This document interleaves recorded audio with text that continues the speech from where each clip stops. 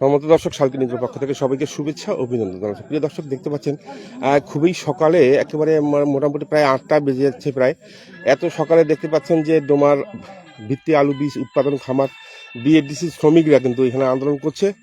সেটি হচ্ছে শ্রমিক বিক্ষোভ সমাবেশ এবং কর্মবিরতি। তো এখানে দেখতে পাচ্ছেন যে অনেক শ্রমিক সে ব্যানার হাতে নিয়ে কিন্তু তারা কিন্তু এখানে আন্দোলনে অংশগ্রহণ করেছে এবং কী কারণে আন্দোলনটি করছে এই বিষয়টি আমি জানার জন্য সরাসরি যুক্ত হয়েছি ডোমার কৃষি ফার্ম থেকে। তো আসলে ভাই একটু বলবেন যে আসলে কী কারণে আন্দোলনটা করছেন আপনারা, সমাবেশটা, কর্মবিরতিটা? জি বলেন। আমার নাম মোহাম্মদ নাসিরুল্লাহ নাসির। আমি ডোমার কৃষি ফার্ম শ্রমিক। আমি এখানে প্রায় 20-22 বছর থেকে কাজ করতেছি। আমাদের দাবি একটাই যে আমাদেরকে নিয়মিত করতে হবে, 30 দিনে মাছ দিতে হবে। আমরা এখানে কর্ম করি খাই, আমাদের যে সরকার 22 দিন করছে, 22 দিনে আমাদের মাছ যায় না। এখন আমরা 30 দিনের কাজ চাই। আমরা এখানে অনেক অনিয়মিত শ্রমিক আছি, আমাদের কোনো নীতিমালা নাই, আমরা নিয়মিত শ্রমিক হইতেছে।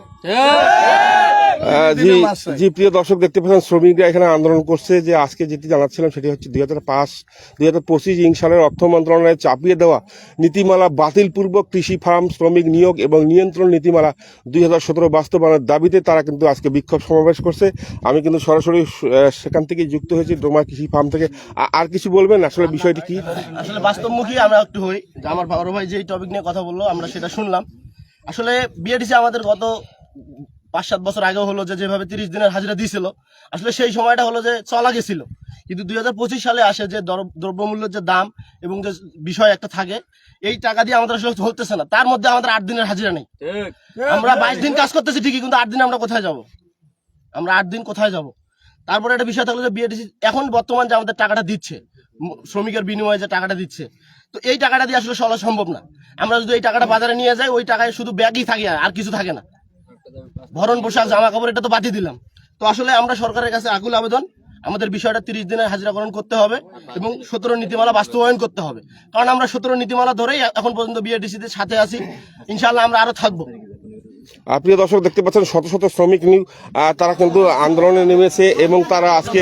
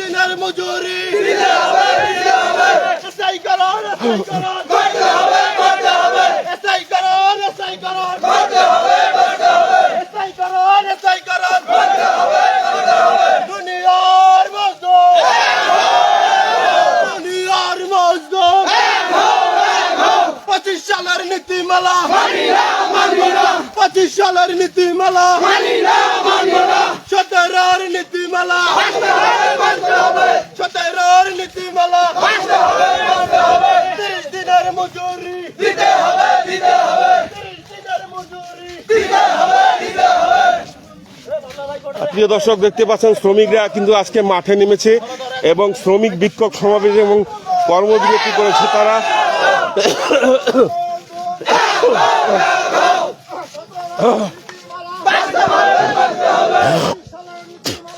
যেটি বলছিলাম প্রিয় দর্শক, যে আজকে ডোমার যে বিএডিসি যে আলু এবং আলু বীজ কেন্দ্র উৎপাদন কেন্দ্র রয়েছে, সেখান থেকে কিন্তু আজকে সরাসরি যুক্ত হয়েছি এবং তারা যেটি দাবি করছে যে তাদের 22 দিন কাজ করানো হয়, বাকি দিনগুলো তাকে তো বসে থাকতে হয় এবং তারই দাবিতে কিন্তু তারা বিক্ষোভ এবং কর্মবিরতি করেছে। আজকে তারা কাজে যোগদান করবে না, সেই কারণে কিন্তু তারা আজকে কর্মবিরতি করছে।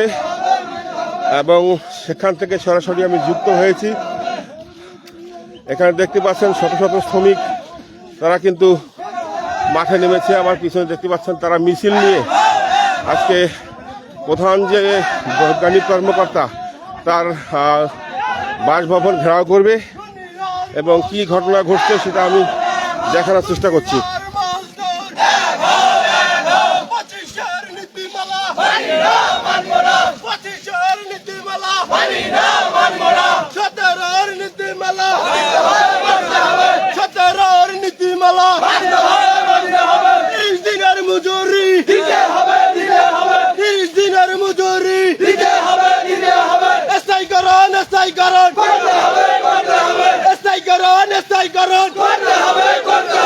দুনিয়ার মজদুর দুনিয়ার মজদুর 25-এর নীতিমালা 25-এর নীতিমালা 17-এর নীতিমালা 17-এর নীতিমালা 30 দিনের মজুরি 30 দিনের মজুরি